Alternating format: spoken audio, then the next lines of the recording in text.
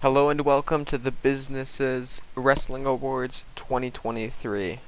I'm Emres, and I'm the only one who cares about wrestling. And these are my wrestling awards for 2023. I saw like ESPN, the New York Post, obviously the PWI, Sports Illustrated.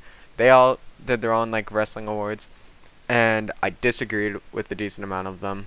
I want to make it kind of clear I don't watch TNA as much as maybe I should, and I find it difficult to watch New Japan because of the time difference. So this will mainly be focused on AEW and WWE. So I have a few awards set up that we're gonna go through. So we're gonna talk about the top 10 male and female wrestlers, the breakout male and female wrestler.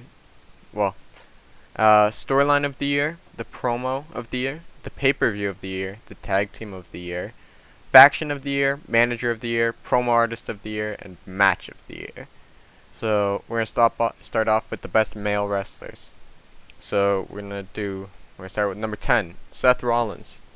Seth Rollins was the PWI 500's number one wrestler of the year, and I think he definitely deserves a spot in the top 10. He put on some great matches this year with Nakamura, AJ Styles, Drew McIntyre. I just I think the rest of the people on this list are better than him. He's getting kind of slow with his age. I'm not a fan of the the Seth freaking Rollins gimmick. It doesn't work for him as well as it should. Seth was one of my favorite wrestlers with the Architect, but now I think he just barely gets into the top 10. Number 9, we're going to put Cody Rhodes. Cody is another person. He got a lot of Wrestler of the Year awards. He wrestled like 113 matches this year. Very crazy. Very impressive. In terms of the quality of the matches that he put on, though, I think he deserves the number 9 spot. He's nothing phenomenal.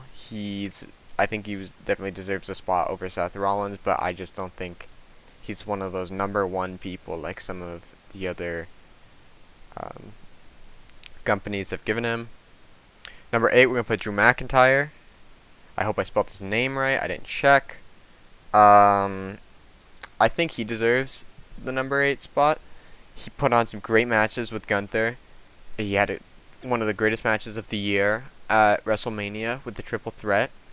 I think personally he should have beat Seth for the belt, for the World Heavyweight Championship. I think he definitely deserves the number 8 spot for the quality of the matches he put on this year and showing that he consistently can be one of the top guys at WWE. Number 7, we got Orange Cassidy. Orange Cassidy, he had some great title defenses with the Intercontinental belt for AEW. I'm disappointed with how they're treating him for the second Intercontinental run. I think they should have stuck with Rey Fenix having the belt, but I think Orange Cassidy at number 7 is fair due to how good some of the matches he put on this year were, despite now being kind of like in a weird area. Number 6, we have Kenny Omega. Kenny Omega did not make the top 10 for the PWI 500, which is very crazy in my opinion. I think he definitely deserves a top 10 spot. I'm putting him at number 6. He was really, really, really good this year. He had two great matches with Ospreay. He had a great match against MJF, and I really loved his feud with the Don Callis family this year. He was great. I just think the 5 above him are better. Next, we're going to put Okada. Okada's match with Danielson was amazing. I don't really watch New Japan as much as I should, but I did watch some of his matches. He's still at the top of his game and deserves to be at the number 5 spot. He was definitely one of the best this year, and I hope next year, or I guess now 2024, he continues to put on similar quality matches. Number 4, we have MJF. MJF was AEW's champion for the majority of 2023, like pretty much like all of it except one day. He definitely, I had a hard time putting him above Okada and Kenny Omega, but he was consistently on Dynamite and Collision and Rampage, and he was always at the top of his game. He had a great thing going with Adam Cole. Again, he had a great match with Omega. He made Tanahashi look good at Forbidden Door. He made Jay White look really good. Jay White is really good, but they looked really good together. And I just think he deserves the number 4 slot. And number 3, we're going to put Jon Moxley. Despite his short Intercontinental Championship reign for AEW, he did manage to put over Rey Fenix with Rey Fenix's win against him. This year he put on high quality matches the whole way through. He was definitely the number 3 wrestler this year. Every match he had, you could expect something good. He is just like hardcore and insanely impressive. Number 2, we're going to put Gunther. Gunther is phenomenal. Definitely the greatest Intercontinental Champion of all time. I mean, Dolph Ziggler and The Miz are both great, but Gunther has put that Intercontinental Championship at a level that no other champion has. He is by far the greatest Intercontinental Champion of all time, and he's definitely one of the best wrestlers of the year, considering his matches with Chad Gable and The Miz. It was just really, really good overall. And then the best male wrestler of the year will have to be Will Ospreay. Will Ospreay put on only good matches this year. He did not have like a single bad match. He had great matches with Josh Alexander, Mike Bailey, Kenny Omega. He just was he was the best last year, and I think it's reflected in his wrestling. He's just definitely the best, and I'm looking forward to seeing his match against Jon Moxley and David Finlay at Wrestle Kingdom. I think he deserves the world, and I'm super happy that he signed with AEW. Now we're going to go into the best female wrestlers of the year. Number 10, we have Chelsea Green. She's probably the wild card in this. I don't think anyone expected her to be at number 10. Chelsea Green, you know, her tag title reign with Sonya Deville and Piper Niven just puts her at the top. She was so good. Her character work is amazing. She's good in the ring. She's not phenomenal in the ring, but I think she's really good. And I think that's why she deserves the number 10 spot, along with her promo skills and how well she's able to convey her character. Number 9, we're going to put Ruby Soho, one of the members of the Outcast, with Saraya Paige. She is probably one of AEW's top women. I think she definitely deserves to be the one to dethrone Toni Storm at the end of Toni Storm's reign. She's just great, and I'm really intrigued with her storyline that she has going on, and I hope she beats the crap out of Saraya sooner rather than later and leaves the Outcasts, because she is much bigger than them. At number 8, we're going to put Bayley. Bayley put on really good matches this year. Bayley, she shows that she can take a loss. I mean, Damage Control had like the most losses this year pretty much. Like, their win percentage was horrible. Bayley is willing to take those losses. She put on great matches over and over and over. She's constantly safe and good in the ring, and I think she deserves the number 8 spot for those reasons. Number 7, Tiffany Stratton, the only person from NXT in either of these lists. She was the NXT Women's Champion for for a decent amount of 2023. She was super good. She put on great matches with Becky Lynch. Her match with Thea Hale at I think it was at the Great American Bash, but was really good. She's just put on like really good matches over and over and over, and shown that she deserves to be called up to the main roster with WWE. Number 6, we're going to put Hikaru Shida, one of AEW's other best wrestlers. First 3-time AEW Women's Champion. She was really good this year. I love her entrance music, even if that's not really a fair factor. She's just been like really good. She sometimes botches in the ring, but I think she's able to perform at a pretty good level, and she deserves the number 6 spot.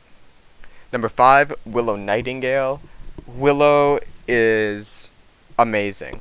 She's so bubbly and happy all the time. She does great character work. In my opinion, she's like the female John Cena right now. Everyone loves her. She's great in the ring, and she's able to perform on like a pay-per-view level. I think she should be an AEW Women's Champion soon. Number 4, Asuka. Asuka has been really great this year. She put on good matches with Bianca and Charlotte. Um, I don't know if she did as great as like previous years, but she still deserves to be at this high level. Definitely better than the rest of the women so far. I think she deserved a long. I think she deserved a championship run this year.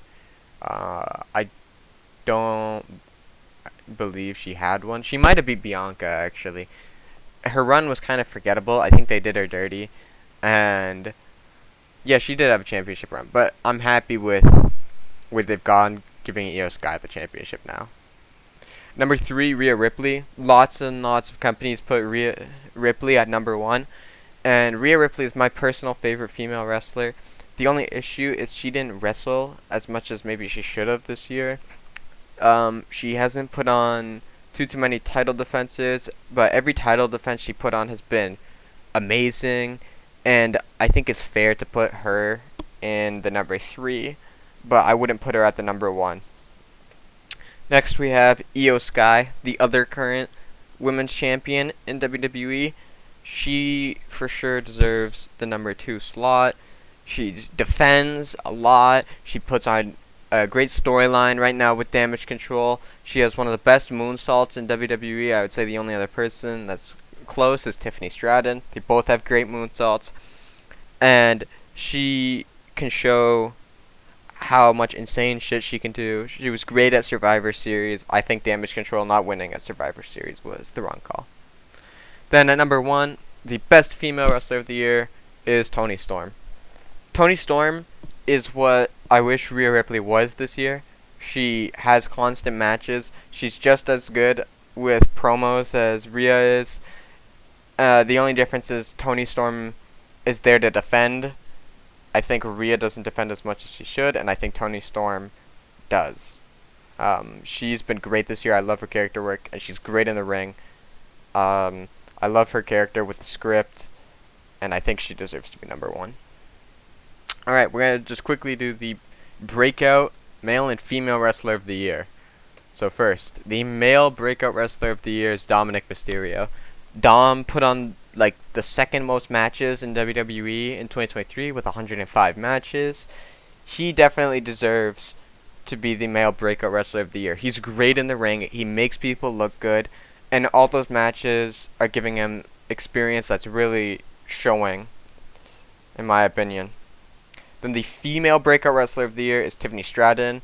She was like number 7 on the female wrestler of the year list that I did, but I think she also deserves to be the female breakout wrestler of the year. This really was her year.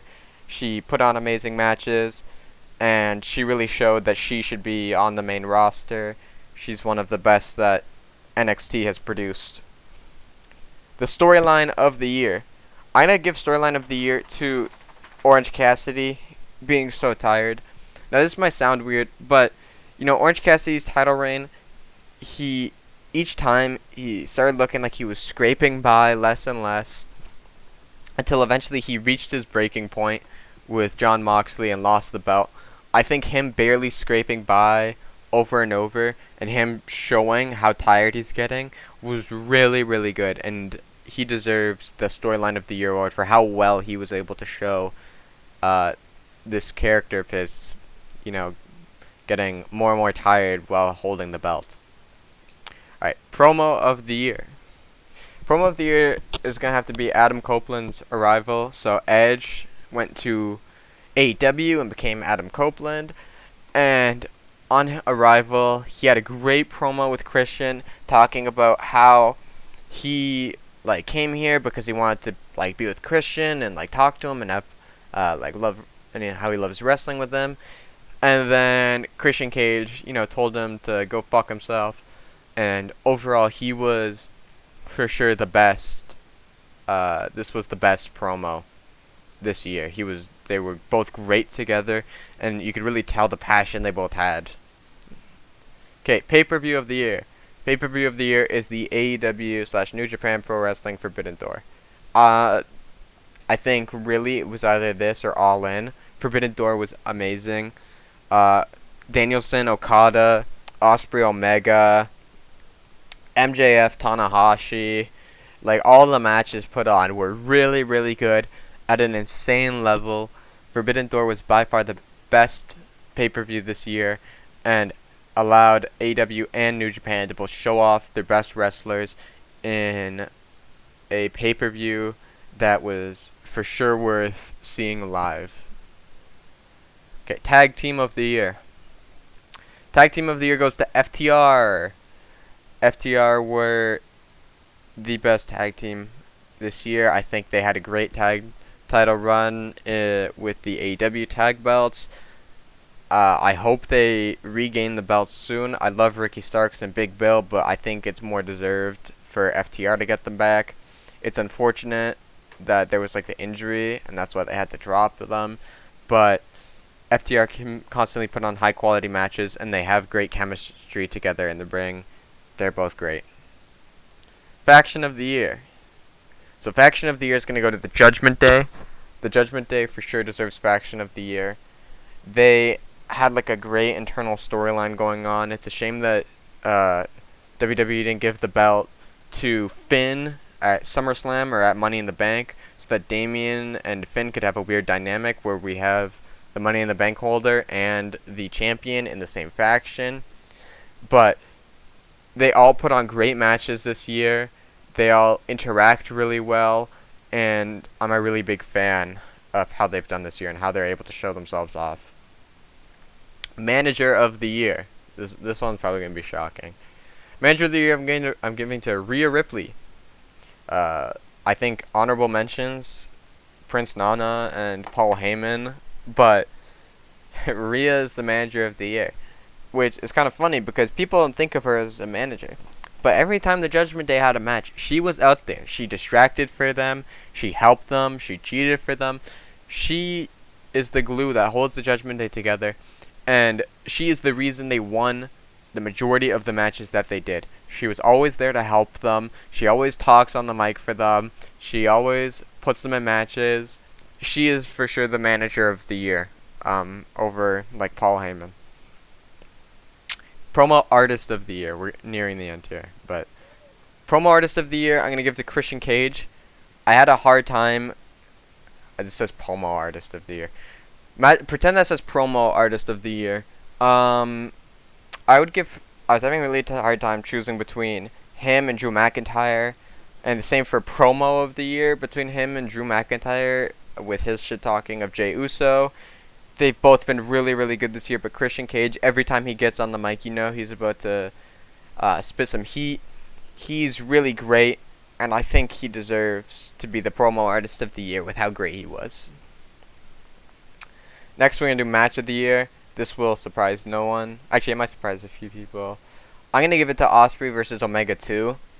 I haven't seen Osprey versus Omega 1, the Wrestle Kingdom one, but I would have to give it to versus Omega 2 at Forbidden Door. This is the greatest match I've ever seen. I saw it live. Greatest match I've ever seen live. Probably the greatest match I've ever seen, period. Kenny Omega kicking out of the One-Winged Angel at 1 was great. Osprey getting like his head bashed in on like the stairs and on the table was just really great from both of them, and they deserve to have the Match of the Year award. They had the Match of the Year.